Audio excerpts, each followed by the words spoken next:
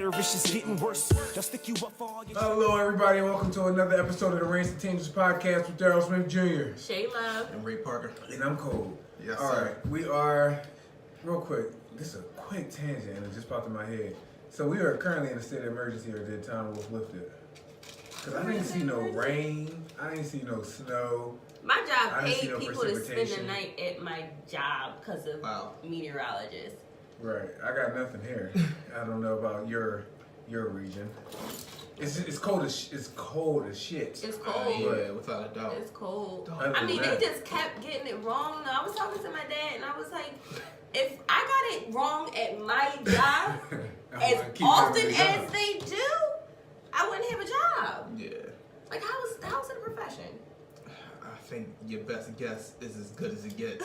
What trends are saying. And all that shit. Like, I would rather somebody just 10,000 times. say what Doppler says to them, and like, I don't know. I just say we don't know what's happening, but the computers. Yeah, yes, please do that. Yeah, man, it's definitely rough out there. All right, but we got some topics real quick. How was your week? How y'all feeling? How y'all doing? What's going on? My week was great, fast, but it was good. I agree. I feel like it went by pretty quickly. Yeah, I guess it was pretty fast. Everything seems fast when you're past it, though, right? Not everything, but oftentimes things seem fast when you're past it or at the end of it. Yeah. January didn't go fast, no?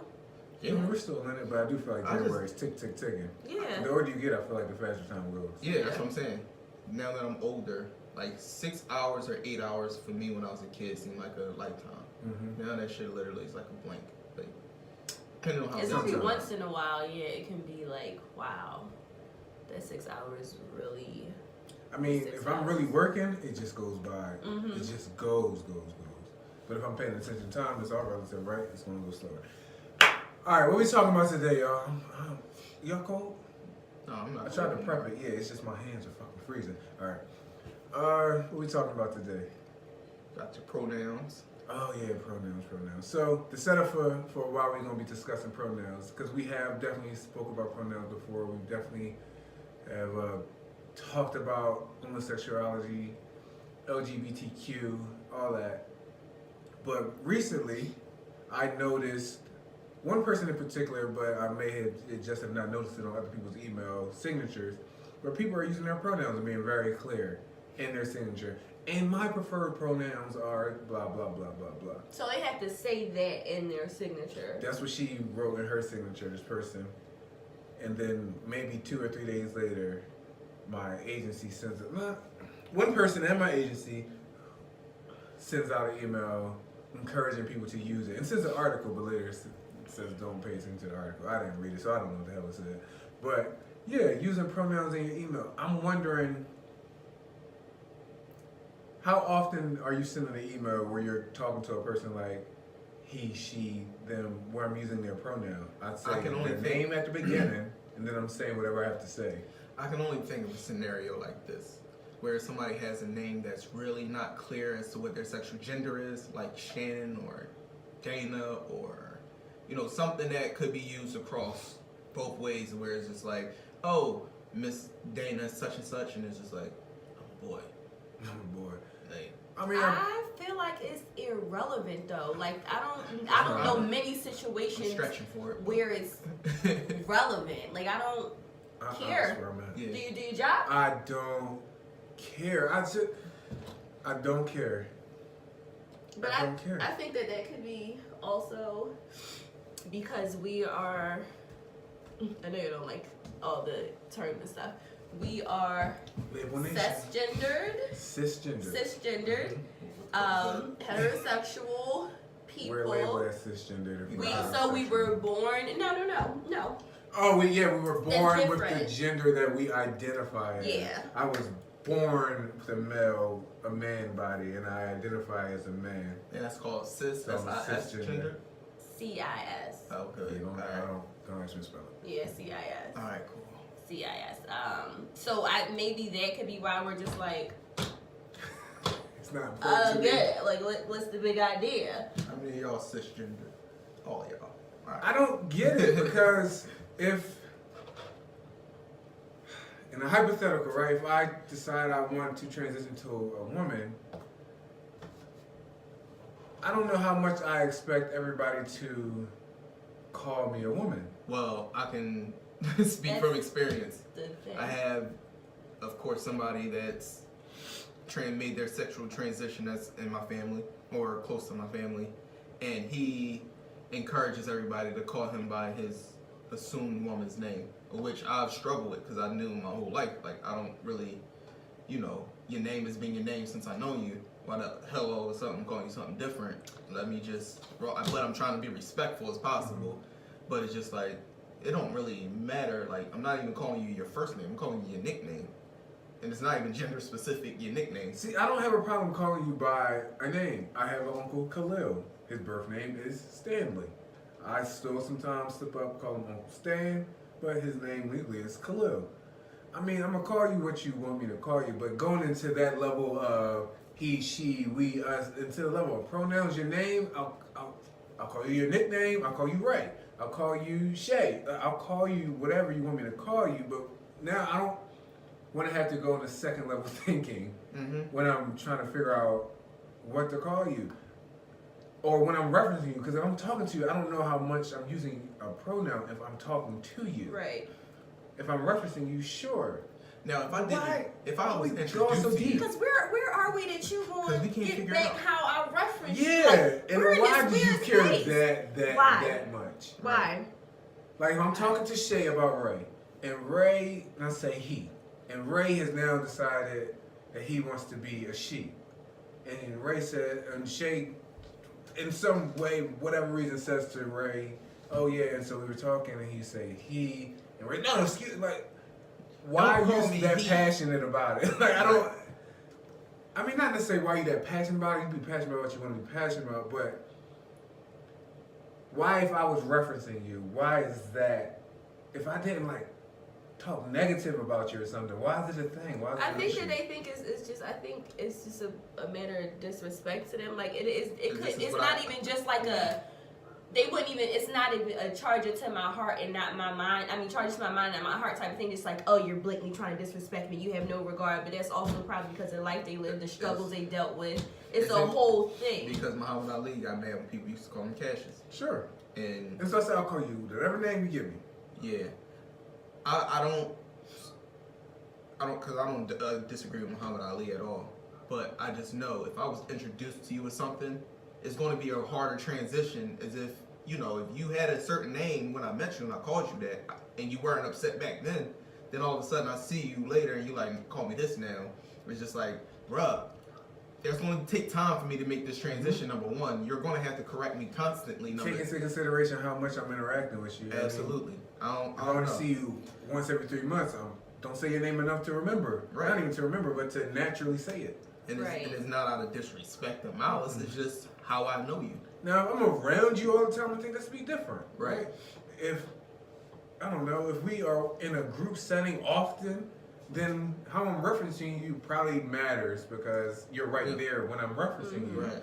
But other than that, Like, I don't know why I would need it on my email. If your nickname as a kid was shitty, I had a we become adults. And we become adults. It's just like, all right, nigga. Like, I'm a grown ass man. We ain't gonna call me shitty, especially in public. Sure. It was a family thing, but please call me from first name in public. That's kind of where I get disrespectful. I have a cousin whose nickname when we were younger was Boo Butts. I didn't even know his real name. Boo Butts. That was his name. That was his grandmother. That's what she called him. So we called him the same thing. I didn't even know his real name, so I haven't seen him for years. Fast forward where he's like, Lawrence. Call me Lawrence. Is that his real name? His name's Lawrence. Okay. And I'm like, He no. don't want to be Boo Butt no more. You can't say no.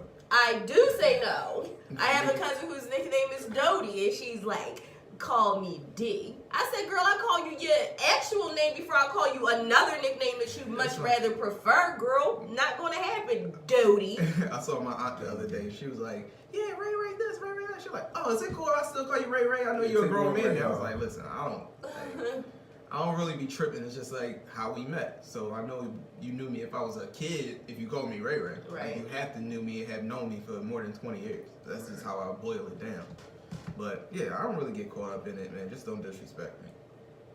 That's when it's... So what is disrespect? Disrespect. As far as referencing a person, calling a person, talking to a person, what's disrespect? Just calling them out of their name. Like a name that they've never been referred to. Just don't disrespect me. Like don't. But they've never been referred to as a she if they've been a he all their lives. Right. Also, That's up for debate. I'm not even considering that part of it. Just don't disrespect me. I don't really have a. If you consider that disrespectful, that's up to the person. If it's confusing whether you're a he or a she, that's your confusion. I don't really participate in that. But people have the right to take it how they want.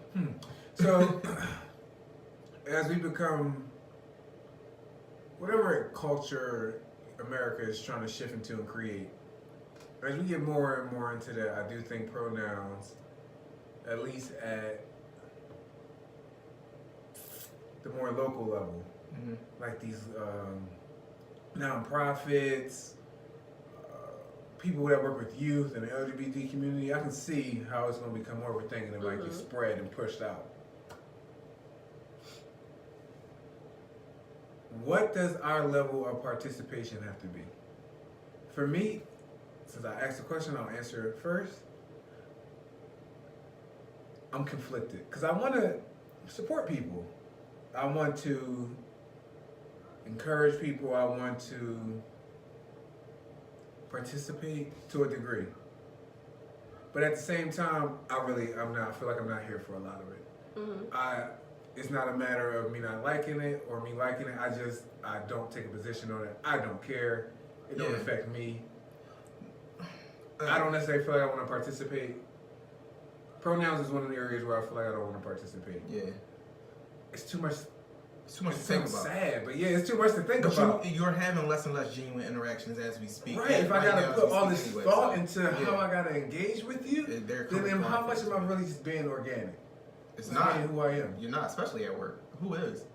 Well, that's we put on your professional mask at work. Yeah, but I mean, when we start, it's gonna spill out of work because if I know you from work and you identify your pronouns via email signature, and then we're outside of work and we interact, I should know, right? Should I know how I should be referencing you? Like, do I have to attend to that? Do y'all still work together? What's the in a situation, whether we work together, whether we don't work together, that too. I know what you would like to be referred to as. What are the consequences of all this? Like, I just want to know what's the end result. Like, what are we getting to? Just making people feel better about them? I feel like is it that frustrating? I mean, it's about making people feel better. These first world problems fuck me up sometimes. Yeah. Like these issues that we're having, people feel more comfortable. That we're having dialogue about, these first world problems that we had. That's what's fucking me up about this country. Oh, making people feel more comfortable about. I don't know. I just can't. I really don't subscribe to the touchy feely shit. Like I really don't. I be trying to be sensitive to people's feelings, and I am. I thought I was sensitive to people's feelings, but to a certain point, it's just like, y'all listen. Like it's just, you just gonna have to take how you took it and be done with it. Like whatever you want to do.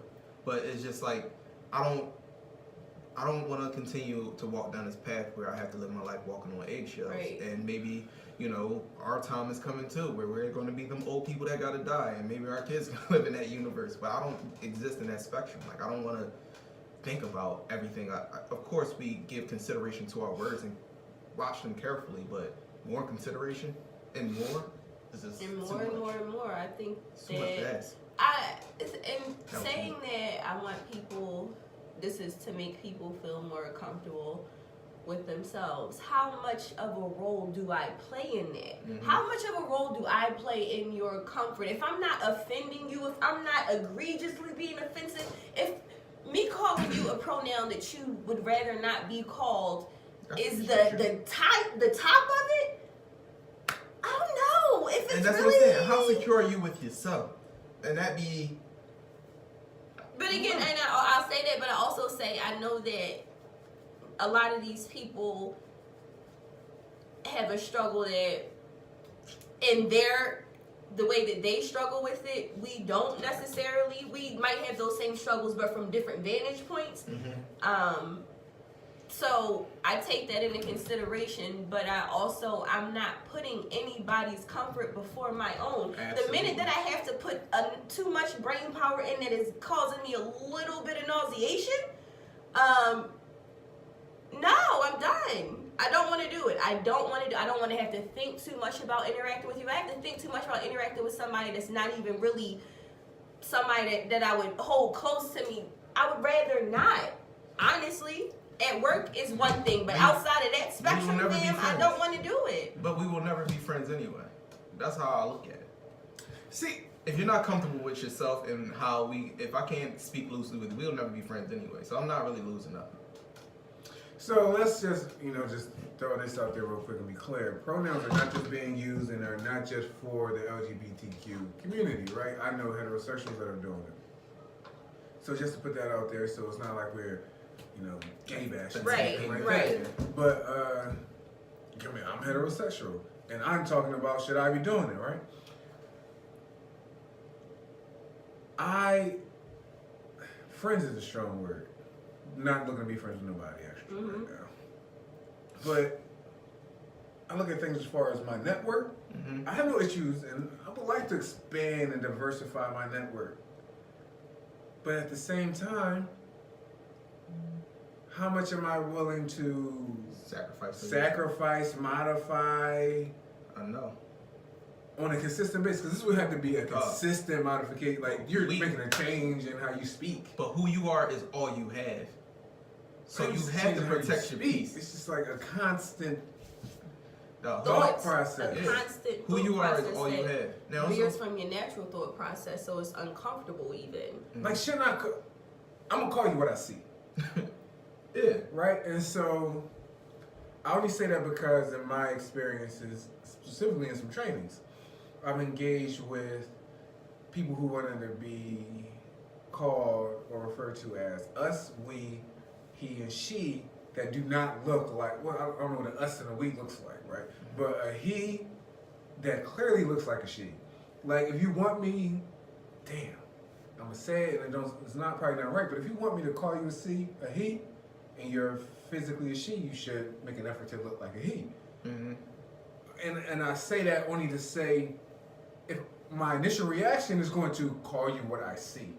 Now let's go through the whole positive interaction, shrimp based. You talk to me.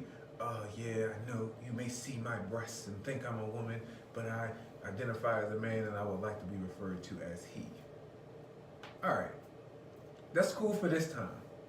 Right? But next time I see you, I may still not see a man. And my initial reaction may still be to refer to you as a she. Or by your name, if you give it to me. Yeah, really by your name. Honestly, that's my initial reaction, yeah, calling what you told me to call you. That's your name, or whatever you told me your name was. I don't know how much I use he, she's, and all that type of stuff.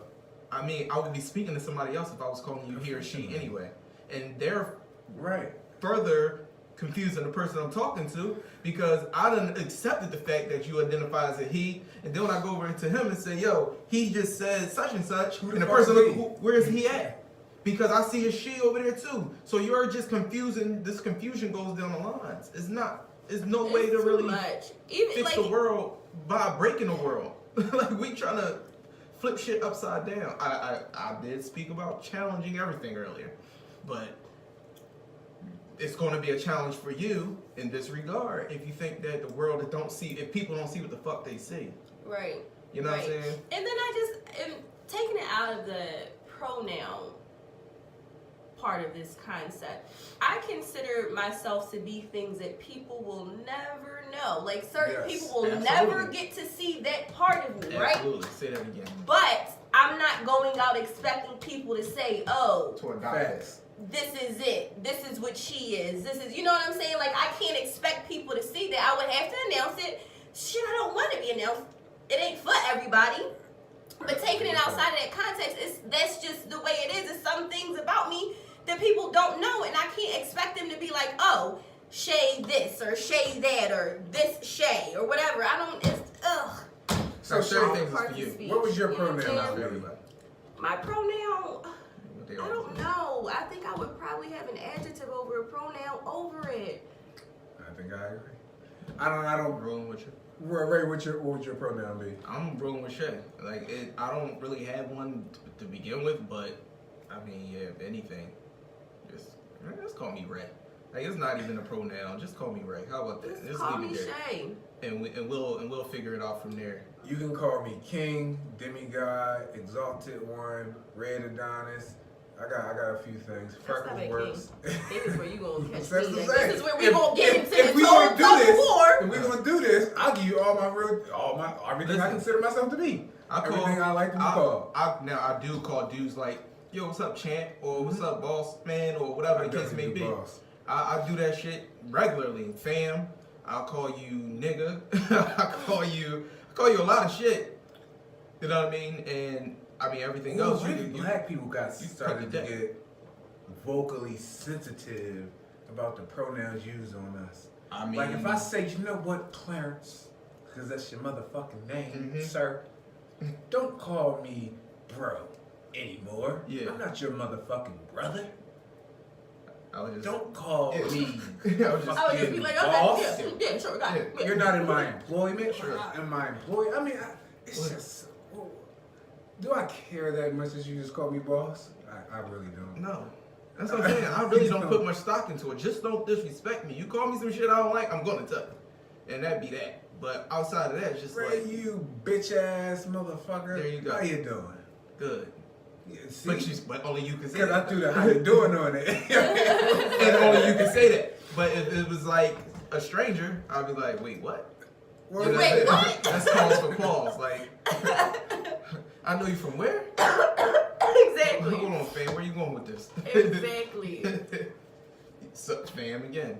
I mean, again, I can be sensitive to what people, want, and I try to respect people's wishes. But at what point do I have to say I can't live life in a space or interact with people in a space that's comfortable for me?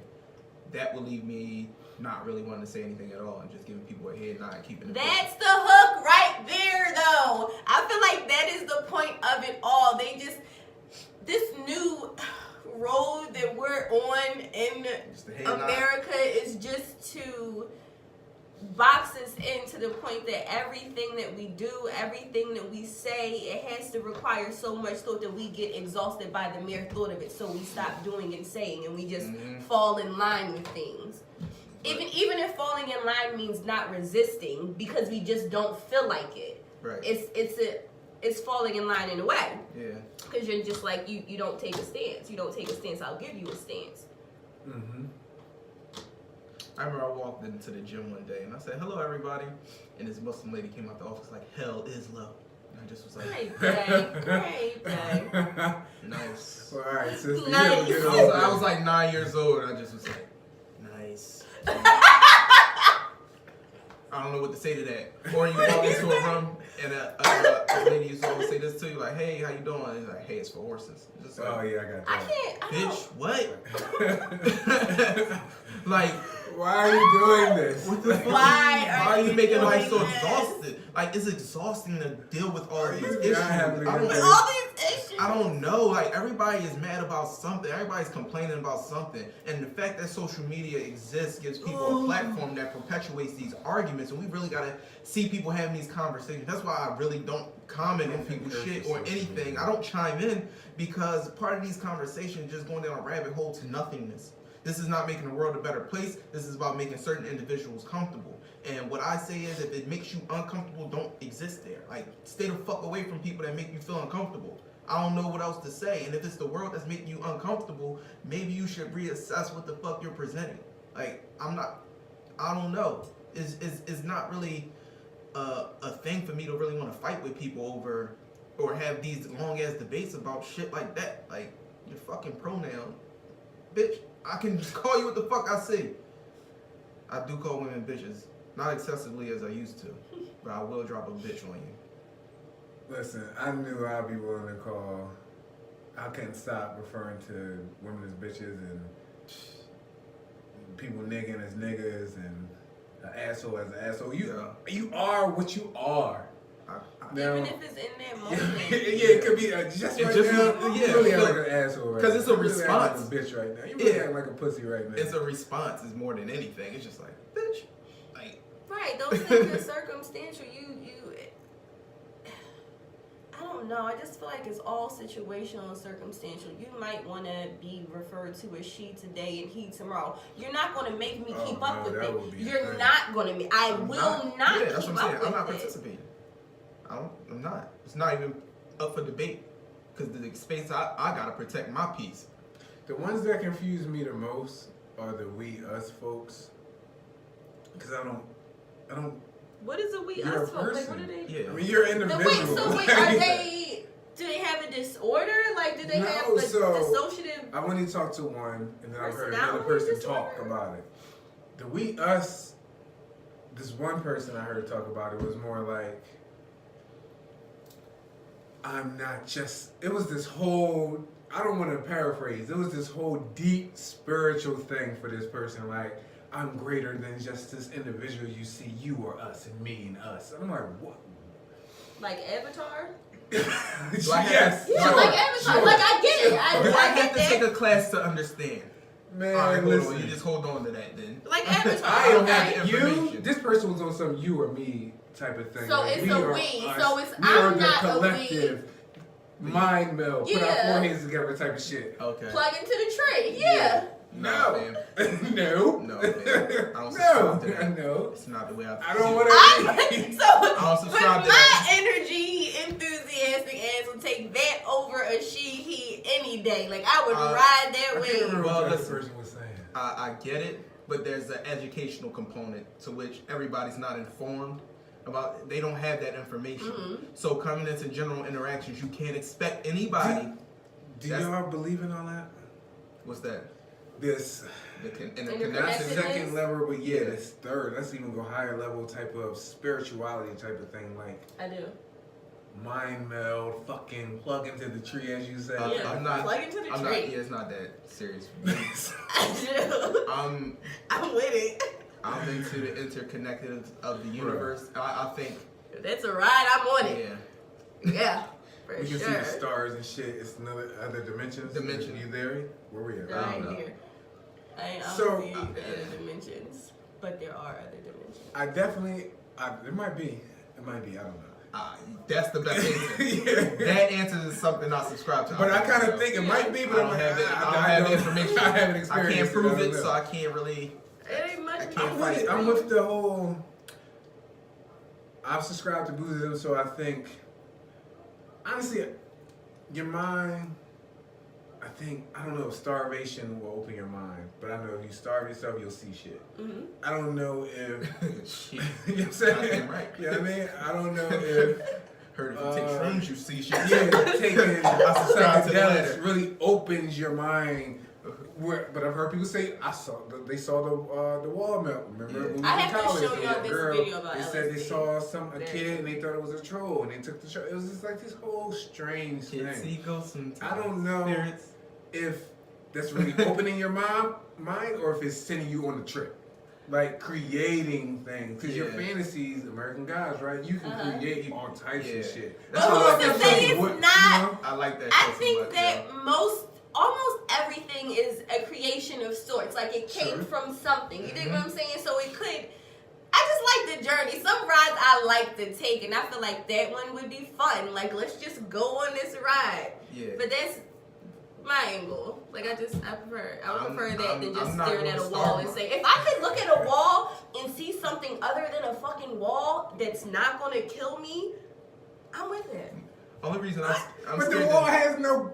It's just a. Listen. It's boring right now. It's That's whack. that's It's the thing. sheet, right? It's boring. I hate it. But fucking different. listen. Make it look like flowers. If this room could become more exciting by me popping a psychedelic, I would try the psychedelic and make this But- plain ass room a little bit Is more that, fucking is exciting. I that wanna taking you see into things in another Technicolor. dimension realm, or is It it might. just making you I trip? think- Who knows? Nobody knows. So why not find I out? think there's more than meets the eye with a lot of shit, and I do like to see further into what the mind can create. Sure. I think the mind is all powerful. That So is the only the reason I partially subscribe to it is because a long time ago, I was either reading something or watching something, and it was talking about how insects see millions of colors that our minds can't put together because we don't have the cones. They have several more cones than we have. Think about how your television works. It has 3 cones, primary colors, and those colors can create all the colors that we conceptualize. So them having more cones means they can create more colors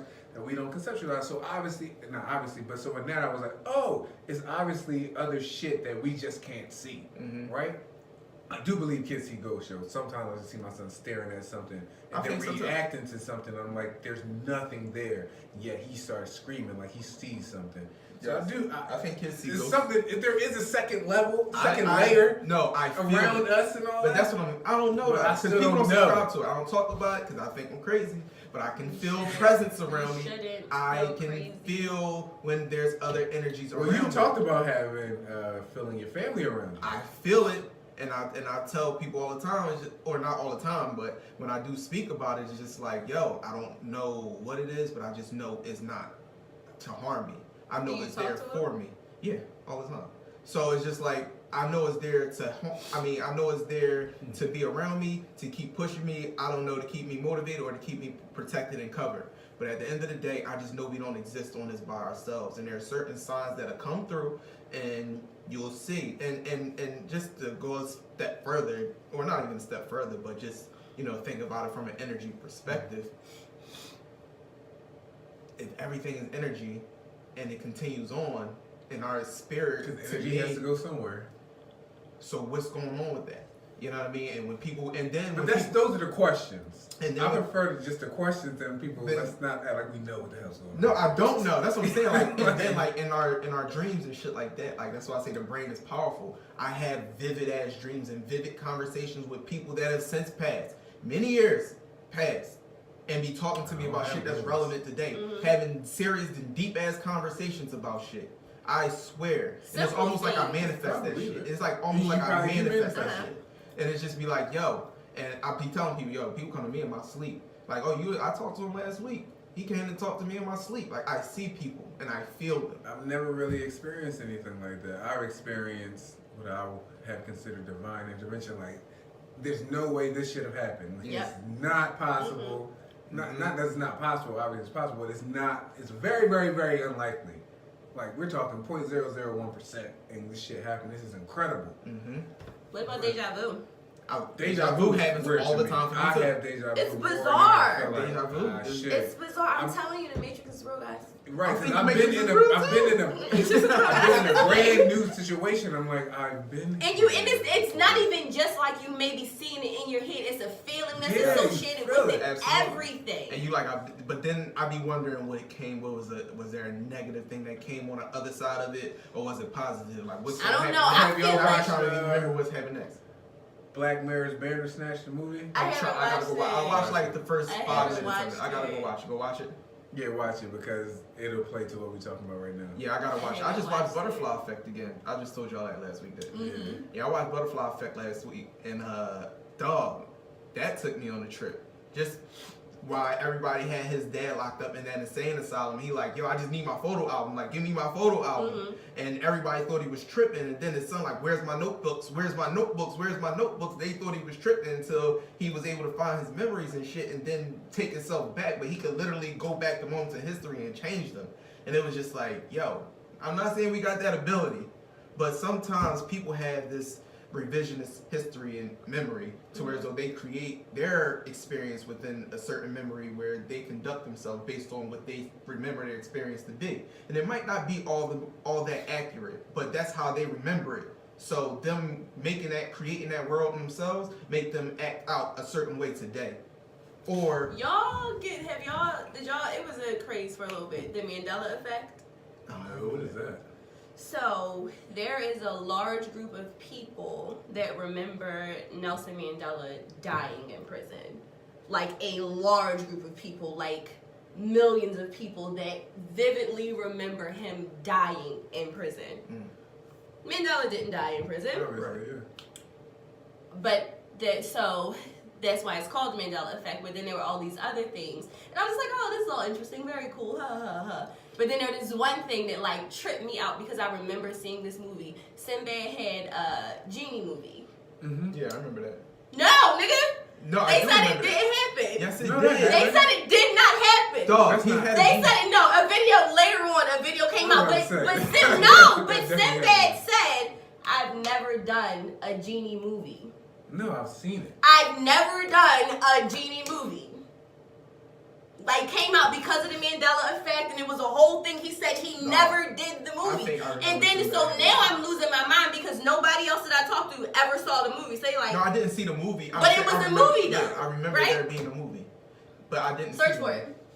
We found Shazam. So now it really must be a thing. It was a they had to find we it. We found Sinbad. I saved the clip to my phone because I was like, this really happened. Like, once I saw it. Mandela effect. Sinbad Genie Yep. we found. Get into it, y'all. Now interview. Oh shit. Yeah. It's crazy. The Mandela effect is wild. But so what they think happened is, well, this is the theory that's happening. Because for a minute I was like, the government's just fucking with everybody. Obviously, they're making things disappear. Right. But what conspiracy theorists or just people that believe in different existences in different realms are saying that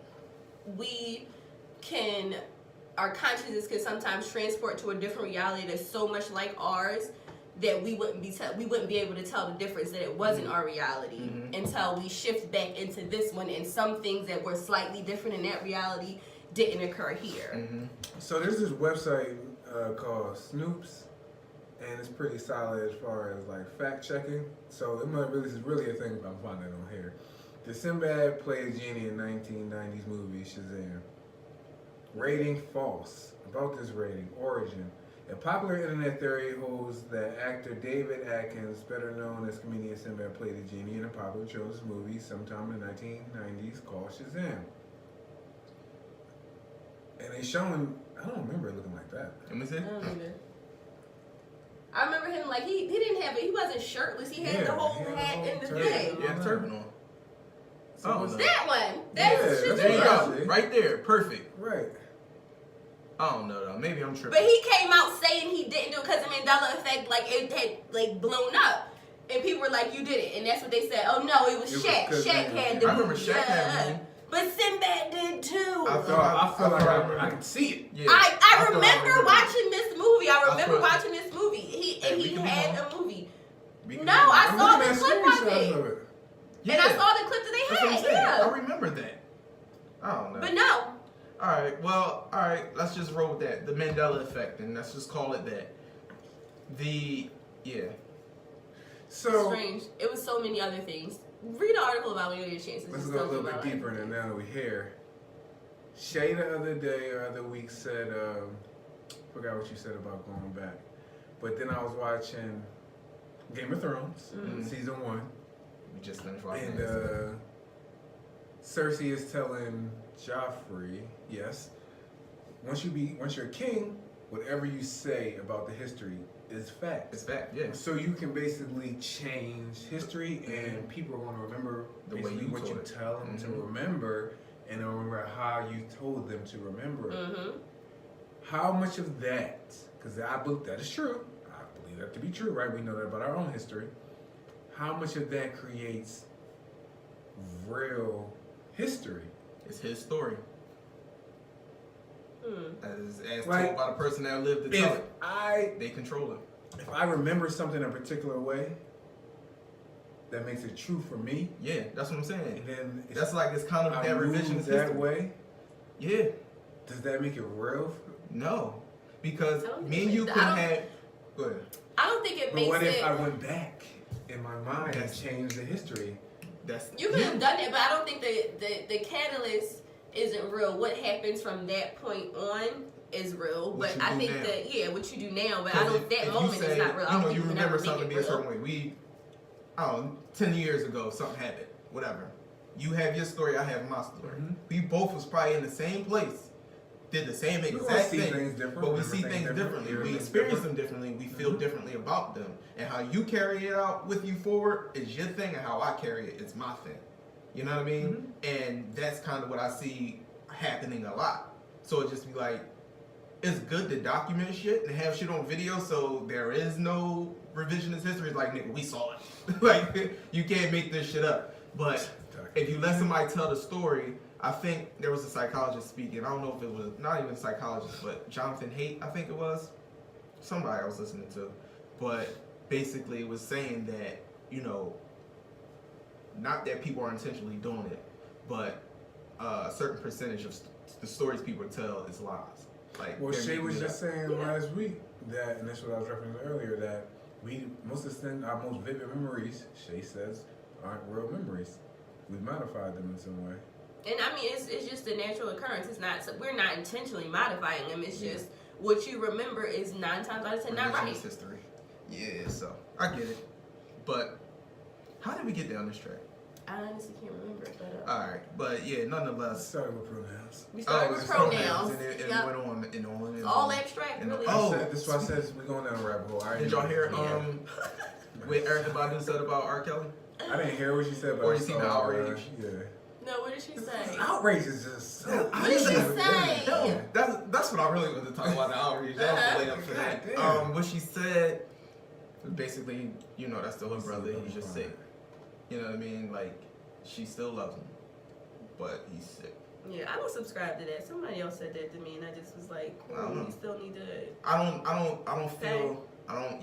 feel that. I think he's sick, yeah, for sure. Yeah, absolutely. But I'm not gonna tell people who to love either. I mean, sometimes we got family members that committed atrocities that people are still love and herald She's to. clarified with. But she's not saying that. Mhm. She's basically, what she said was, people. Well, I did like this part that people aren't, you know, seeing it.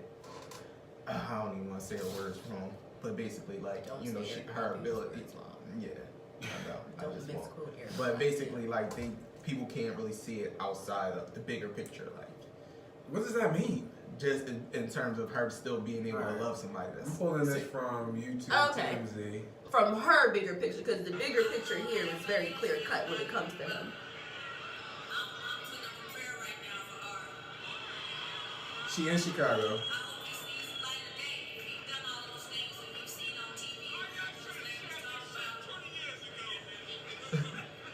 That's people supporting her. All y'all should have said that 20 years ago. She getting booed. Hey, she said she hope he sees the light The light of day. of day.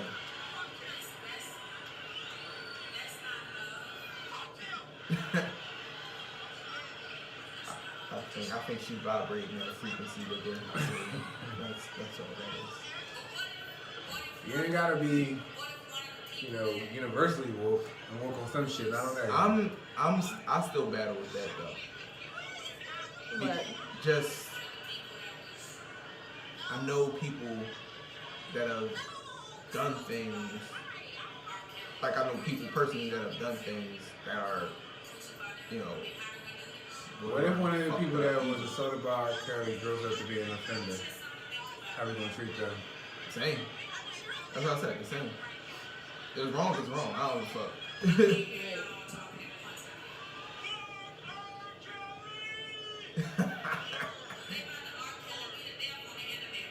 Yeah.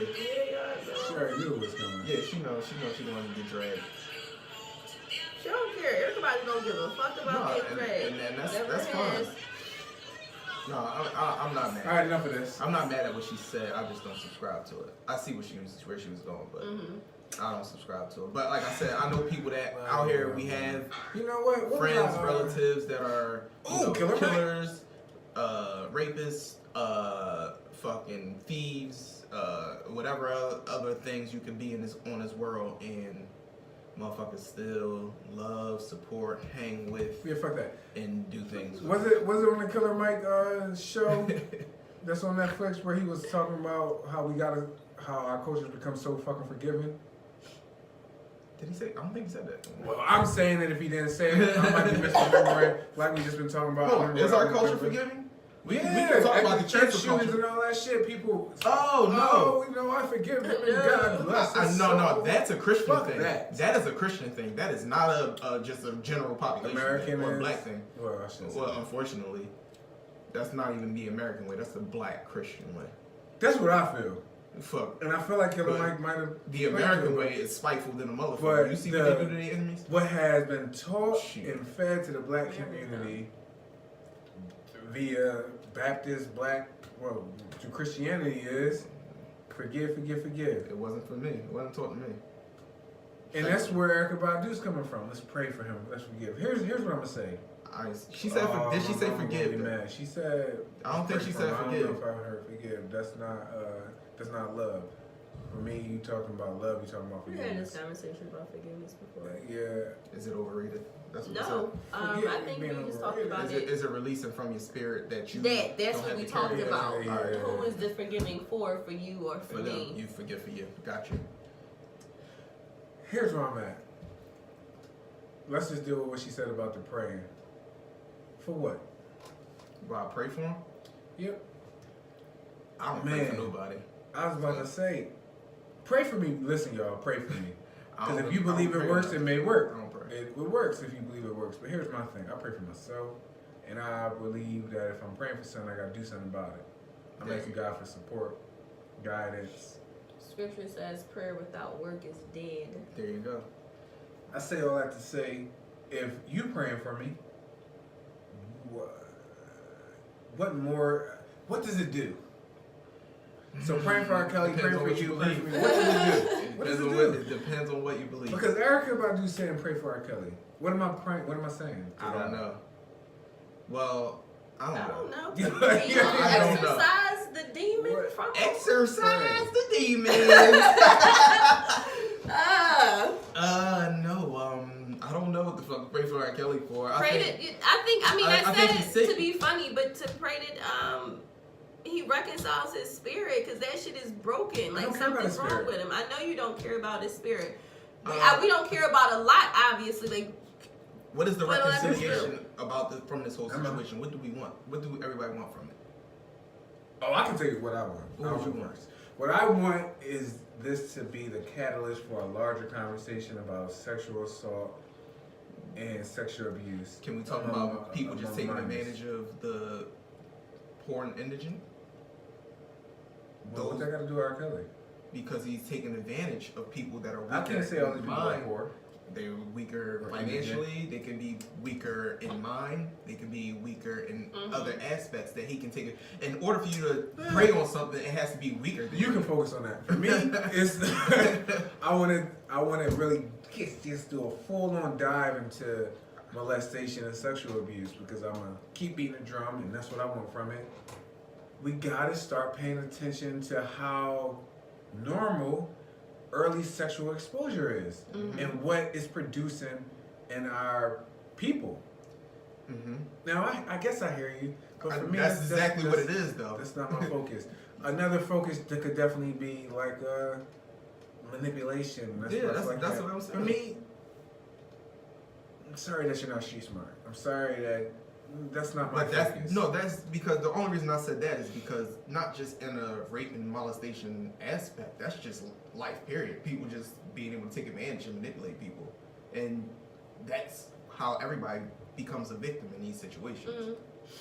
I'm looking before R. Kelly becomes R. Kelly. I'm looking at his childhood and what created him being a victim, and then that made him make people victims. Because I feel like it starts there. Once he gets to the point where he becomes a perpetrator, what made him become a perpetrator? And what was his catalyst? Because for me, again, manipulation, there's so many ways that you learn to manipulate. Divorced parents, you're going to learn how to manipulate. Boom, it's a catalyst for that. Life in general, you're going to learn how to manipulate. Experiences. Just being a kid. Kids manipulate better than a lot of adults. They are manipulative. You learn to lie, and then you learn how to use the lie. Gotcha. So that's just my focus. What about you? No. That's what I want from it. Yeah, man. Sure. That's what I want to be over, really. It don't go away for the victims. I know it doesn't go away for the victims. I just don't. I don't want to care about everything, guys. Listen. That's really it. I subscribe to that. Everything. No, that's why you I said didn't once. Watch this shit. I don't care about everything. I don't want to do it. I mean, I feel sorry for them. I think I'm the only person that's not angry in this whole do? situation. I'm the only person that wasn't outraged. I felt like while all this shit was going on, I was more so amused by it. I think it's appalling. It is appalling. Obviously, I think it's but I've been felt that way. And you're not gonna re-anger me. Like, you're not gonna make me angry all over again. Like, we done moved past this shit. We accepted it. We done seen the fucking system fail these women, and we see more women actually falling victim to this shit, and grown women. supporting it and still sleeping with this man after the fact that we've saw this shit, and it's just like, I mean, what the fuck can I do? Like, it's, you know, I don't know. I wish it all went away. I wish he didn't do it. But it's here. I wish the system worked. I wish money couldn't buy people out of these. And now they put it in our face and said, care. Care. Lifetime. Now we must care. Lifetime. We got the highest rated show we of have all to time care on our about network. this. Did they right pay? Did they now. pay Spark on them to be on there? I think they said nobody got paid, but I don't know. Good. Lifetime got paid. Capitalism. Capitalism. Yeah. But Tricky thing, capitalism trickles into everything. Almost all of our relationships involve an element of capitalism, really. It's nothing but power. No one man should have no. all the power. So with that being said, since we ventured off into this, how do you feel about billionaires? I'll just ask that. How do you feel about 26 people having the wealth of 3.8 million poor people? 3.8 billion, poor people. I think it's appalling. That's my reaction. Wow, that's a lot. 26 people hold that wealth. Wow. So I'm gonna ask you, do you know how much of this is new money versus old money? Generational money? I don't know, either or. It could be generational, it could be new wealth. It could be Jeff Bezos, of course. And it could be the Rockefellers. Old money. Nonetheless, it's still 26 people. Bill Gates, of course. Who are some of the notable billionaires? Of course, Buffett. I don't know what's that. I don't think it's appalling. I don't think it's appalling. How do you I just feel like, okay, you have that money.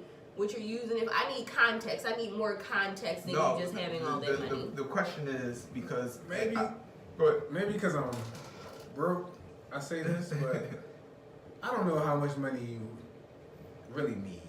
That's a conversation. You know what I mean? Not even behind need. I don't know how much money I actually want. Conversations I heard amongst Would I take $1 billion? Sure. Would I take $5 billion? What? Once you have $10 million, they said it's no different than lifestyle. He said your lifestyle don't change. If you make $10 million a year or whatever, your lifestyle's not going to change if you made $10 million to $100 million. It's literally like, all right, what I'm gonna do, buy a bigger jet, but you can still do the same fucking thing. Yeah. And your lifestyle does not change. Because at this point now I'm just stacking.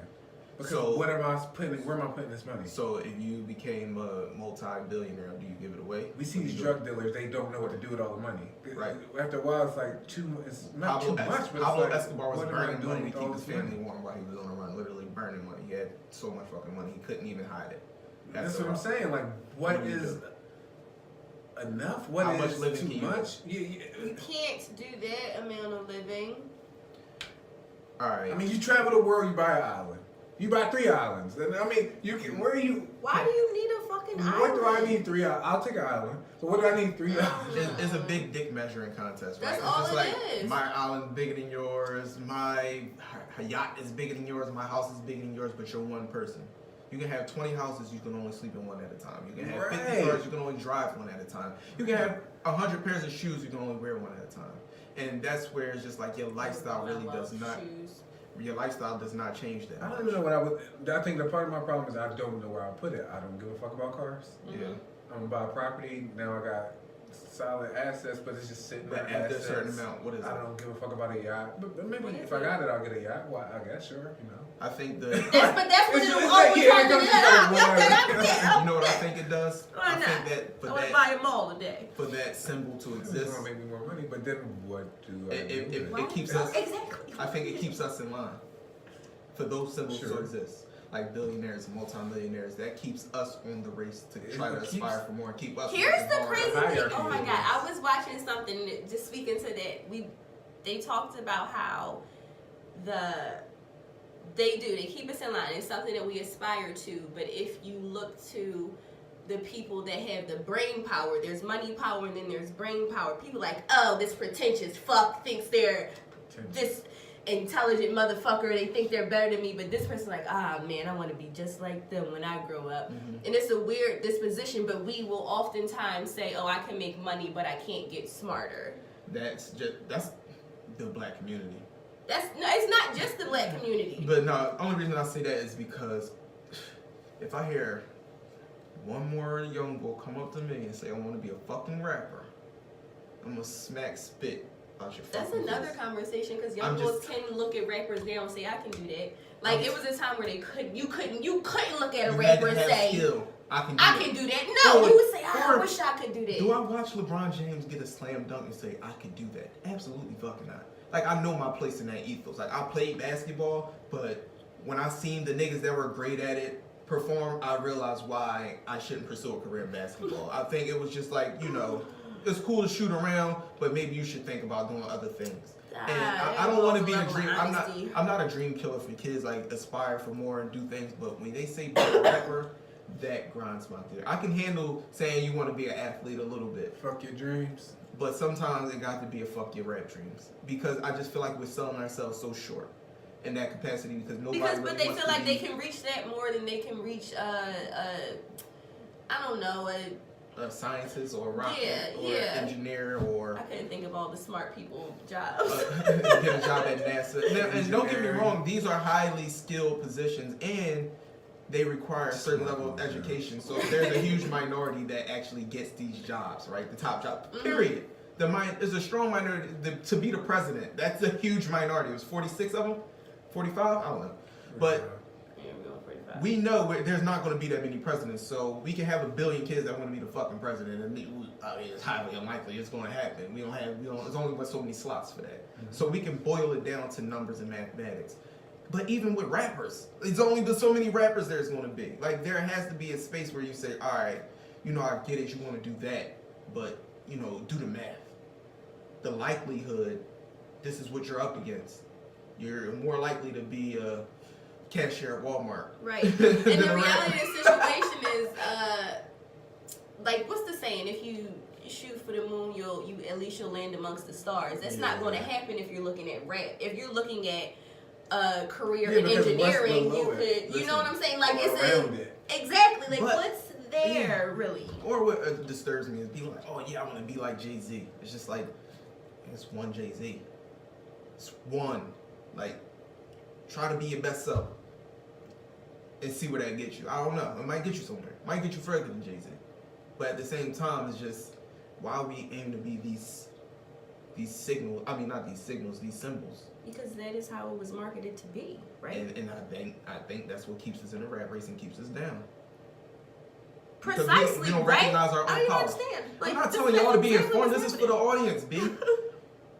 That is exactly what it's supposed to do. It's operating perfectly.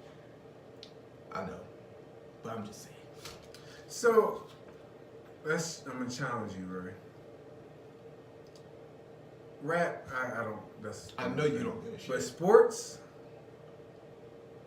we encourage kids to play sports. We put rec centers whose primary resource is sports. Health and wellness. We put, I don't know about the health and wellness. No, that's what sports is for me. Like I know that we put basketball courts everywhere. All over the place. That's like literally all over, everywhere. They got parks there, they got monkey bars too. If we're telling our kids, if this is the resource we're giving our kids, what are we expecting them to aspire to be? There's also books in school. Oh, books in school? No, what are you talking about? When last time you been in school and saw books and stuff like that? I haven't been in school in a long time, so I don't even want to go there. I mean, even in college, you have to buy it. No, absolutely. So when you get it for free, but what I'm saying, what you're trying to see is figure out is then we got libraries. Last time you been in a library? Me? Yeah. See? I have an e-reader. I did all my stuff on your own. 5 years, 4 years. I did go to the library downtown like 4 or 5 years. So my point is, the resources that are local and available and free encourages kids to participate in sports and shit like that. And I don't think it's just to, not necessarily to have them aspire to be that, but I think we oftentimes don't see these things as outlets, and kids need outlets, you know what I mean? So these things can be that, and I think they just need somebody to say, yes, shoot for the moon. But know what stars are around. Like, but only 3 do people this. to the moon. So don't think you'll be one. You know what I mean? And America wasn't the first motherfucker to do it. But they need somebody that says, listen, you can aspire to be these things, but every plan needs a fallback plan, regardless of what it is. And every plan requires work and a knowledge base for you to be able to do that, even with being a fucking rapper. And that's what they don't understand the business of. They don't even understand how music works or movement. Niggas don't even know how to start a fucking SoundCloud page. And sometimes, you know what I'm saying? It's just like, you know, what are we creating by encouraging, or not even encouraging to be here? Like I said, if you can rap and you skilled at it, I will support you 100%. Don't get me wrong. But I'm not looking for it. It has to find me. I do not look for new rappers at all. Because everybody raps. Everybody. You know what I'm saying? Even I fucking had songs and rap before. Never pursued a career though. Praise God. But I rap. So, shit, I never... Praise God, I ain't pursued a career in a lot of shit. Porn, basketball, you know what I'm saying? Baseball, shit, fuck that. Do a lot of shit. But I had to have that real conversation with myself. At some point, you do. But I think that's the thing. I think oftentimes we're like, I had this real conversation. So many people don't have real conversations with themselves. So many people are dishonest with themselves. Like, so it's hard to expect them to even understand. But are you being a hater by telling people, like, look, I don't know if it's going to work out? Yes. Is it? Is that being a hater? No, not for me. But everybody else in the world is going to say yes. You're being a hater. No, So you can't say nothing these days. But that's the point. That's what I'm saying. You can't say anything like, these days. Were You told really if can't. you don't have anything nice to say, Don't say it at all. I do subscribe. But to that. is that not nice? I don't know. Is I don't know. that not nice That- though? I'm teaching it to my kids, and as I'm teaching it to my kids, I'm wondering. Because in my house, we have a lot of... I'm often conflicted, honestly, with things that come out my kids' mouth. I'm like... I can't be around you 24/7. If you say this around me, God knows it's probably on another level somewhere else. But, like I said before, my daughter laughs at shit that I laugh at. And I don't always laugh at nice things. If you fail, I might laugh. Yeah. That may not be nice. And so it's competing messages in my household. One of us is like, no, that's not nice. You shouldn't laugh. The other one is like, I can't really stop. For me, I don't do well at stopping myself from laughing. I gotta turn away, I gotta bite my cheek. It's a thing. You remember Tommy and Martin? You could tell when he wasn't great. He had to bite his cheeks. You could see it. I'm that guy. I struggle with it. If I want to laugh, or my body is telling me to laugh, It's going to come out. it's probably gonna come out. You be happy I'm not clapping and shit. I'm not making a show of it. I just let me laugh. I don't know what I'm supposed to tell my. I know exactly what I'm telling my kids, but treat people the way you want to be treated. Why? No. Because if I can treat this person every single day the way I want them to treat me, and they still treat me like shit, why should I continue to treat you the way I want to be treated if you're gonna keep treating me like shit anyway? I think one of But and not everybody deserves you. That's when everybody don't deserve you. Right. No, I think it should move from treat people the way you want to be treated to show people how to treat you. And once you've done that, it's done. Yeah. So from that point on, that's it. You just that's move it. forward. No, That's it. I'm with that. I'm subscribed. So telling people the truth isn't hating.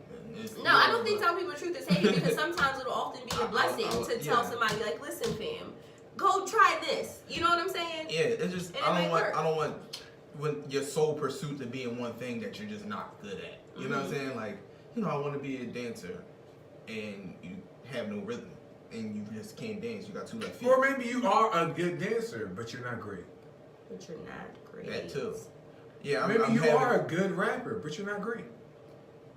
Well, we got a lot of not I was great gonna rappers. say rapping. That's the thing. That's why boys can look at rappers now, or girls can look at rappers now and say, "I can do that," because you could literally do that. Yes. Yeah. Like literally. Yes. I know, and I know a lot of guys out here that like raps, especially the young boys that be around my way. Like these niggas walk up and down the fucking street, like music beat playing on their phone. They How do y'all feel about that? emotions. That shit bothers me, It's man. weird to me. me. I don't get it. It would be grown. I'm talking 40s and 50s. I know niggas with like in their 40s. Like a beat pill, whatever they call it, in their back pocket. In their 40s. Playing music out loud. I'm it's bizarre. If you got it, it's bizarre. You playing it from your phone I know anyway. some niggas that can rap their ass off that won't even never see the light of day. Because music is a business. It's not a situation where the best people are the best the best rappers are the highest paid and the most recognized in the world. That is not the case whatsoever. So when you're competing against that, you have to know you're up against a lot in trying to embark or enter this industry. Absolutely. And then you don't even understand the industry anyway to begin with, the business behind it, whatever. How but could you? That's here nor there. Where would you learn? You can learn. Google is your friend. But but we don't want to trust everything on the computer. I don't want to trust everything on the internet. No, I just tell people Google's your friend because you can pretty much find information. I don't want to keep them on Google. There's plenty of search engines. Bing, YouTube, I don't know, Yahoo. I'm just saying, research. I just want people to get the knowledge behind the shit they use. Google. I will Google the shit. I just Googled the whole Erica Badu thing. I Google Google's actually pretty interesting. So you know how they change their thing like every day? The header. They do it because somebody like in the beginning of Google said, once you make your logo, it's your logo. And Google said, fuck you, I'm going to change my logo every day. And it's, they have their basic one, but they do. I thought that was cool. I really did. It's cool. I like You can? Yeah. Fuck it, I got time. Do whatever it takes to get traffic on your sites. Right. And just to be different. And I like how they pick days, do the days, and all that type of stuff. Yeah. To be an individual. Cool. And they honor everybody. I feel like everybody. I love Google. Yeah. Alpha, what is it? ABC or is it Alphabet? Alphabet Corporation. What's that? That's parent company of Google now. That's smarts, man. Google was Google, and then Google said, "I'm gonna build a parent company, so we still own our shit, but then we're not as liable." Yeah. And it's Alphabet. That's what everybody or ABC. does. I can't remember. I think it's Alphabet. Don't nobody is owned by what you think they are. Mm-hmm. I mean, some companies are, but most companies got a parent company that you would have no idea who it is. Yeah, that's how rich people protect themselves. Mm-hmm. So back to what we were really talking about was the 26 people having the wealth of 3.8 billion poor people. So we feel like, is that too much, or is that like? Well, I think based off what we've been saying, because your yearly income doesn't necessarily define your lifestyle, maybe your lifestyle, but not your happiness, not your level of contentment, satisfaction, or anything like that. Mm-hmm. I have experienced poor people who are absolutely happy. Can't tell you that I've ever met a billionaire, met millionaires. In my experience with millionaires, I've seen happy millionaires and I've seen millionaires that just keep it real, just like, man, I just got money. Yeah, I don't know. I'm miserable. I'm like, yeah, okay. Like snobby ones. That's where I get my thoughts from, because I have talked to more than a few millionaires who's just like, yeah, I got it. And they don't even know what they're doing with it, and they feel like they could lose it so quick, and so it's so protective, and it becomes like an obsession. I remember, I don't know if I want that. At my law firm and shit, when I was working there, the top guy and shit, flying on helicopters. Yeah, no, that was at the other law firm. Oh, okay. That's when the nigga, we had a snow day at work. This nigga opened the office and flew in on his helicopter and said the office needs to be open today. So everybody had to try to find their way to work the best way they can, except it was shut down. They didn't give a fuck. Told everybody couldn't work. But that was another Millionaire Chronicles. But this other nigga, we had a good year, right? And they said at every Christmas party, him and his wife be on the floor dancing and shit. But we had a good year that year and shit. This nigga should have seen this nigga out there dancing his ass off and shit. The bonuses that just came out or whatever. Mm-hmm. I said, God damn, it must be good to be that fucking rich. But it was just like, to see them now this was one of the happier ones. But then to see other people just really just mean-spirited people, just not really interactive. They seem to be upset at life sometimes, and you just like, seem like you got the world at your fingertips. Or you're so stressed out. It has nothing to do with the money, though. You're so stressed, but I'm just saying that gave me perspective. Right. I had to just be happy with me no matter what I had. You know what I mean? Yep. It's just like, it's not really a situation, just how you look at it sometimes. And Yeah, Russell Simmons said it best. He was like, the happy homeless man is shitting all over the angry millionaire. He was just like, you'd be surprised how many homeless people are there by choice, not because they just don't have the ability to do things. Because being homeless sometimes is just people that want to exist outside the system, that don't want to participate in the system. Homeless people don't pay taxes. Homeless people don't have to get up and go to fucking work every day. They can sit out in the corner, panhandle. Some of them don't even want to go in shelters unless it's a day like today, 14 degrees outside. But some of them don't want to go in shelters because they don't want to abide by the curfew of the shelter. They will take their chances on the street. They can get as high as they want to, drink as much as they want to, ask people for money all day, eat 3 square meals a day, and be fine existing outside the system and be happy as fuck while doing it. So, I don't have that much of an issue with capitalism because I do like to participate in the free market. I do like to have the chance to make that money. It's really the decisions you make after you get it. Like, all right, what am I really going to do with this shit? As long as after my family's secure, like, I like what Bill Gates said, or what he's doing, if this is true, that he's only giving his kids a set amount and the rest of his money he's just giving away. But it's just like, at the end of the day, what the fuck am I holding all this money for? Why am I holding all this wealth when there are people out here that can't even find food? So you care about the poor people? I do. I care about poor people, not homeless people. By choice. Okay. There's a difference. Yeah, put that by choice on there. Shay, you care? About poor people? Yeah.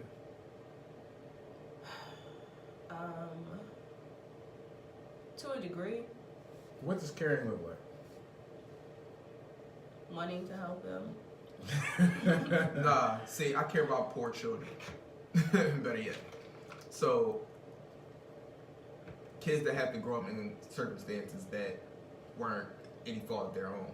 Sure. Like, sometimes as an adult, you have fucking choices. Mm-hmm. And you choose, some people would rather live on government benefits than to get their ass up and go to work every day. Here's the interesting thing about it. You caring about those poor people, saying, oh, you're a poor kid, I'm so concerned, makes them a reality to them, because as children, it's a joy jumping on a mattress on the side of their house.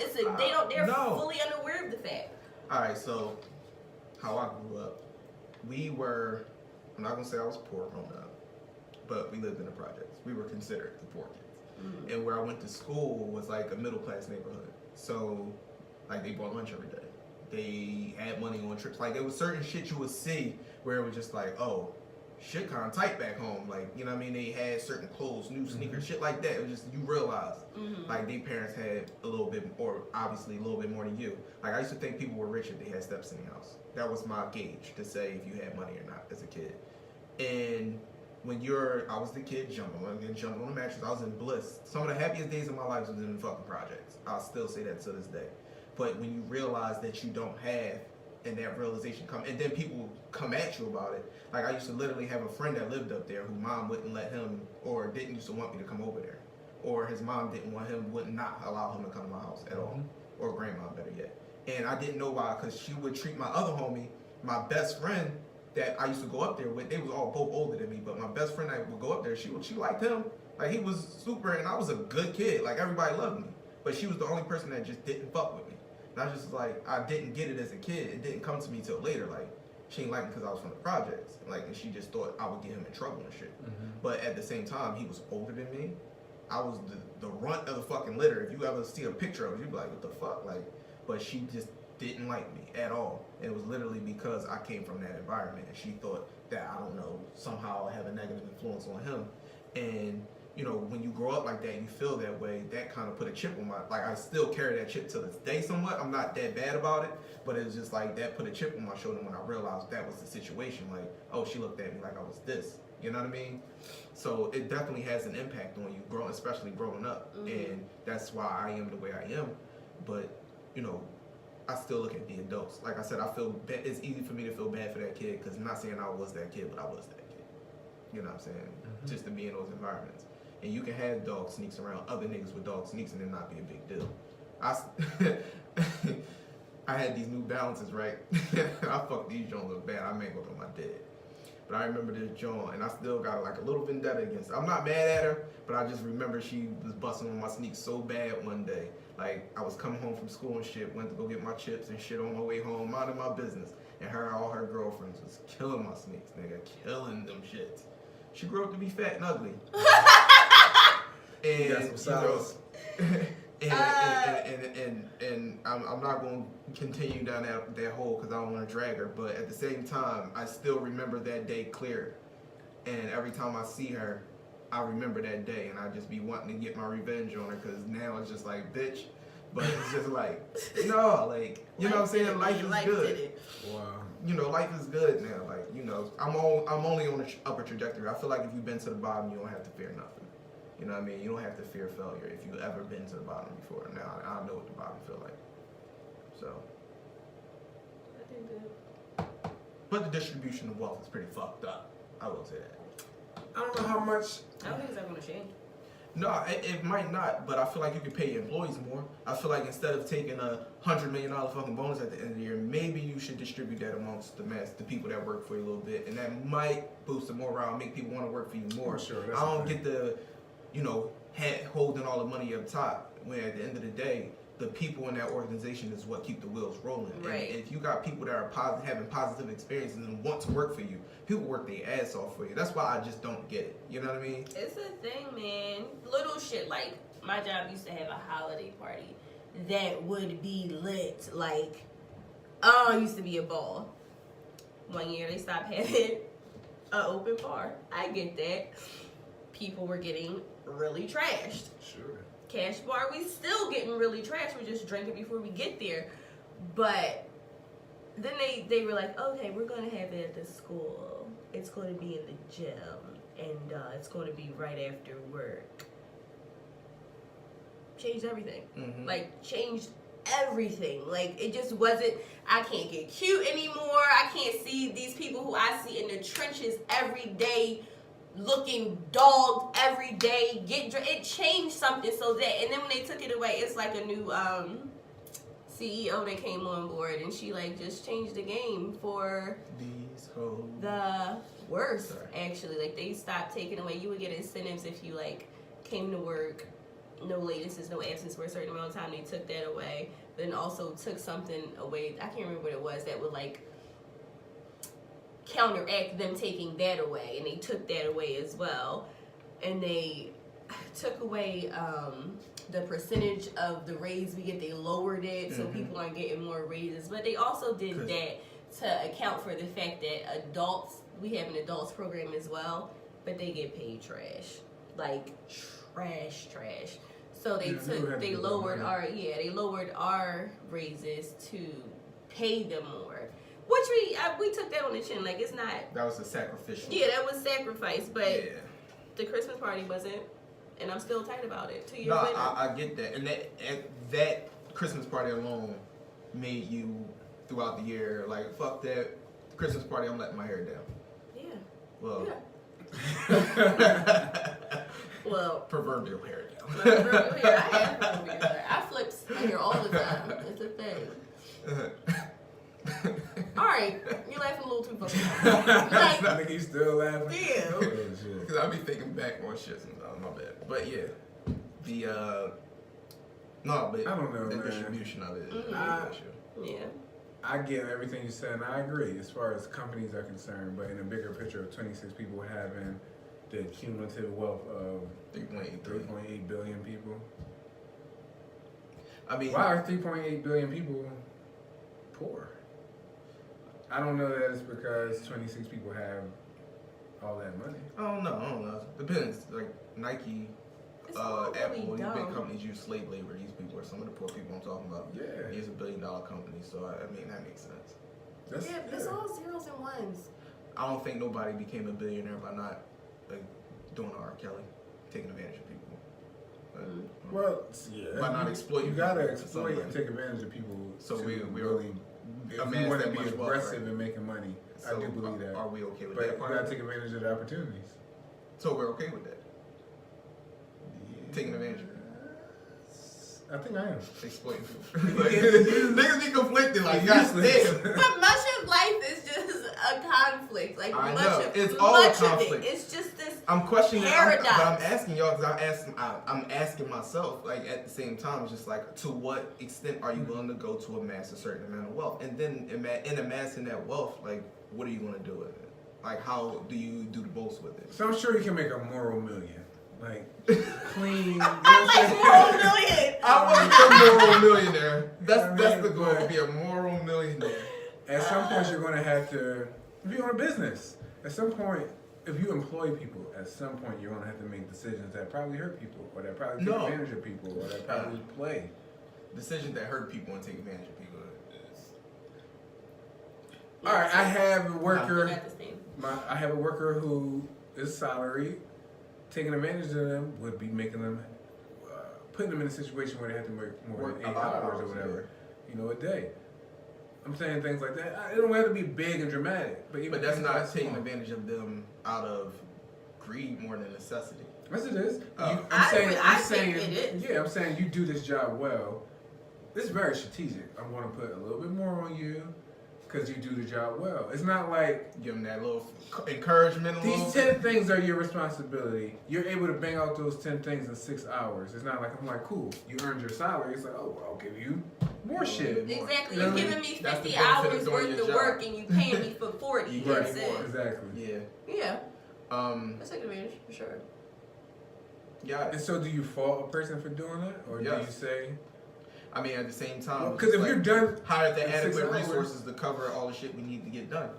I look at that at the top level is you're saving money. So, but whose money are we saving here? My profit. Whose profit? Especially in your situation. Well, then that's going to be at the top. You work for a nonprofit, right? Correct. So who's profiting? The people we service. This is a nonprofit. It's not about accumulating money. I know, but what money are we saving? So basically, you get a set amount of money you So- gotta operate with Mm-hmm. at the top You of get your every year. budget. You gotta operate within that budget. Mm-hmm.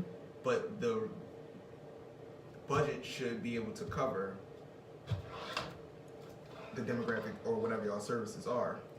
So if y'all plate is too big, shouldn't they increase or work on increasing that budget to service? Well, that? when you're a nonprofit, that means you're usually dealing with a bunch of different contracts. Mhm. So you got to deal with the money that you can get. You're probably getting contracts and you're probably applying for grants and things like that. You got to deal with what you can get. You're working to get that money. Then you have your set amount of money. You got to figure out how to pay for employee salary, health insurance, all the other expenditures. You're not able to make a profit because you're not charging for your services. No, I know. I'm not even looking at it from a profiting sense. Well, I'm just technically looking you are at it charging from for your a, services, like but the amount of work trying to use those services. Basically, trying to use that money to cover the amount of work it is. Mhm. How is the government? I don't know whoever is cutting these checks, but how are they with assessing the need versus audits. Yeah. Mhm. All right, gotcha. Well, audit, and if you work in child welfare in Philadelphia, or in Pennsylvania, you're going to want you. Not everybody, but you do what's called a random moment time study, Mm-hmm. and it'll be at this moment, 9:30 on a Tuesday. What you doing?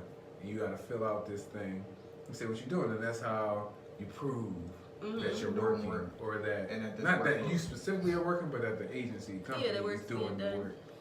Yeah, I got you. Yeah. I mean, I don't know. I definitely think to really make I think you can make a moral million, but to really be aggressive in making money, you gotta use Have to use people, that more money. and you have to leverage people. Mm-hmm. And yeah, you want to burn it out your people. For I don't what know how though? much you care. Like, why would you need to do what? If Do you Tim need to have that?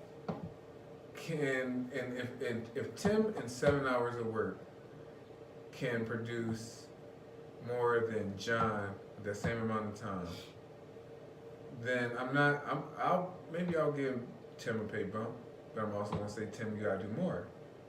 I'm not demoting John or whatever I said the other guy's name was, but you gotta use people. No, I get that.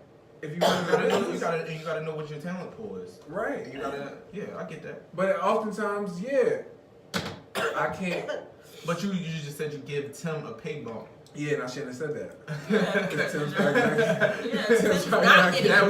That's a little bit of what I called incentive earlier. Like, all right, fuck, I gotta do more work, but nigga gave me another $5,000. That would be different. It's different. Right, and it's like, all right, cool. It's all you make people feel good about it instead of losing to him because you put so much on his plate, and therefore he didn't feel like the salary that he was getting yielded what the results were. So he felt he deserved more and moved on. So you don't want to lose to him in doing that. So you got to provide some type of... Side note, government. People that had to go back to work now and working for free. Like, what's happening with that? Like, do they can't say fuck that and fuck you too? I'll be back when the money come in? They have to go back to work? Yeah, people are doing that. TSA wasn't showing up for work. People that work for 1 in TSA. 10 TSA workers are calling in sick. Yeah, people was calling out. So, but don't they pay them all that lost time? They're going to pay them for it. They're just not paying them right now. Some people are going to get paid. It's not promised. Oh, so I thought they got all that There money. was a bill that President Trump signed that will make some people get paid. Everybody's not going to get paid. Whoa, didn't know that. Well, changes my perspective a bit. It all depends on what your label is, because they got furlough people, they got mandatory people, or first, all these type of different things. Yeah. So it all depends on what you do. Like if you're a contractor. Amanda had to go back. She works for the IRS. Domestic, international. I think they didn't have to go back, but she had to go back. That's fucking crazy. For free, but it's their time. I mean, you can quit. You could. You got free will. You can do what you want. I don't know if people want to lose their government job with all them good benefits, but that's the system we participate in, right? It's very bizarre. You gotta pay you gotta like live. we shut down. That's why I do. Enough that they're not gonna, like people aren't gonna get their returns, but not shut down enough that they're not collecting. That I don't like. It's not that gap of income that's coming out of my check. Yeah, they taking their money. They gotta make their money. That's how they able to do what they got to do. It's all very bizarre. How much freedom do we really have? When you that lets you know how it? out of touch they are. They just don't. They're not affected by it the same way you and I are. So we gotta suffer because of what the fuck they going through. Can't figure the fuck out. A federal congressman is making $100,000. He's still better. And this is over a wall again, guys. It's over a wall. Yeah. Like Daryl said last week. Obama shut it down for healthcare. This nigga shut it down for a wall. Yeah. Well, Taking it back. Let's talk about something else. Yeah. What was the last topic? You can brush over that real quick. There was no last topic. We did. We went down the rabbit hole. We went down the rabbit hole. That was it. It's going down the rabbit hole. He literally said we're going to go down the rabbit hole. I literally said that. That's what he wrote. You can put that on the tag for the post. Rabbit hole. It's a Moral Million. For the iTunes, Moral Millions would be the name of this joint. Yeah. Moral Million. Moral Millions. I don't know, man. I don't got much else to say. I got anything else? No, I don't think we. So then I'm gonna challenge both of you to tell me something good. Tell me something good. So yesterday, Mickey had a vending event, and this lady came to the table, and she was like really just excited about it because she's 9. She has her little thing she's doing, but she had a like station where she was vending. She was selling kids' clothes. Mickey saw this coat she liked. She asked the lady how much it was. She was gonna buy it with her money because she making money now, and the lady was like, "For you, it's free. Just stay focused." And do what you need to. Me and her exchange numbers. She was like, I really want to know what's going on with her, how she's doing, like what her progress is. And it was really dope. That's love. Really That's dope. Cool, yeah. That's love. Pay it forward. Yeah. I love it. Tell me something good, bro. Good. I really. Oh, my girl got a promotion last week. There we go. Hey. Congratulations, baby. So yeah, Breach finally got a promotion to the next level at her job. I forget what the exact title is. But got a nice little pay bump, so upward trajectory is always good in my book. So I'm happy about that. And you know me, I woke up this morning, so that's always a great start for me. I know that's right. I guess my telling you something good would be that I should have been thinking while I was telling her something good. I don't know, good things are happening all around. I got this book 100 days, basically to really focus on a goal for 100 days. And I've read it, but I haven't applied it yet. And so my good thing will be that I've identified my goal, and I'm going to see how it works. And I want to make copies of it so I can give you all the information and give out the information, period. And so you don't got to buy the book. Good money. How quickly do y'all think y'all would have been able to say something bad? I don't know. I have to think about that. I don't really have no bad to give. Yeah, really, I don't. Oh, another good thing. I started, and I want to, y'all might, steal my shit. Check-ins. You've worked in nonprofit. Have you ever done, what is it freaking called? I can't think of what the thing is called, but check-ins in these meetings where you gotta say something good about your day, how you're gonna do better. Diane does check-ins with everybody all the time. He will send check-ins, and it's like, how's your mind, how's your spirit, how's your body, exactly. Check-in. So I started doing check-ins with my kids. Nice. Every night, and I think it's been a positive thing. I think anything to get communication, because the more I think about it, me and my parents had adequate communication. It's a lot that they didn't know that I thought they knew, and it's a lot that I didn't know because they never told me. Right. So I want to have just a different relationship with my kids, and I think the check-ins help us all touch base and let's talk about what's going on. Oh, that's great. Actually, I might have to implement that in the Parker household. Oh, wait, one last thing. So, I have a goal this year to finish the Bible by the end of the year. The reason being is because I participate in a lot of conversations surrounding just religion, period, but the Bible and things like that. And I think next year, I don't know if I can read the Quran, but I'll try to read the Quran as well. It has to be paired with something. It's not just the Quran, it's the Hadith. The Hadith. I didn't even know that much. I didn't do that research yet. But I think I have like a but also they all say the same skewed thing, so. view of the information and conversations that people are having, and I just want to make sure I have all the information before I present, not even an argument, but my perspective more. But my perspective is what it is. It's not going to really, I don't expect it to change much, but I just want to understand the stories a little bit more and be more knowledgeable of the stories in the Bible and the Bible's actually a pretty cool read. I thought it was. I think some of the stories are pretty interesting. Yeah. I just don't believe any of them, and people have their whole beliefs surrounded by it. So I just don't. Again, I don't really. I end up in conversations about it all the time, and people just think I be shooting their shit down all the time. It's like, no, it's not that, because I don't think it's bad. You know what I'm saying? Like, I think religion is good for people, especially for people that don't have direction. Like, I think it gives you a foundation. It's just, for me, it's not for me. You know, I think religion is a tool, like anything else, right? It can be misused. Yeah. So, but yeah, so that's a little goal of mine. Just I don't know, I'm gonna chip away at it. If I can get through it, I'll get through it. If I don't, it's not really a harsh goal. It's just in theory, I think I want to get through it by the end of this year, just to see what I can do. All right. Well, if that's all what's it? All minds are cleared, all hearts, whatever. What they say in church? Right? All minds cleared, all hearts lifted. There we go. There you go. All that jazz. Thank you for tuning in, y'all. Remember the Greek word oxymoron is in and of itself an oxymoron. Oxy meaning sharp and moron meaning dull. Did we go? We did go on a nice little tangent today, down a nice little rabbit hole. Hope y'all enjoyed. Remember, you can find us on Facebook Live. You can find us on the YouTube, SoundCloud, and iTunes. And as we always say, 2 fingers like a player. Peace. Peace. Become a moral millionaire.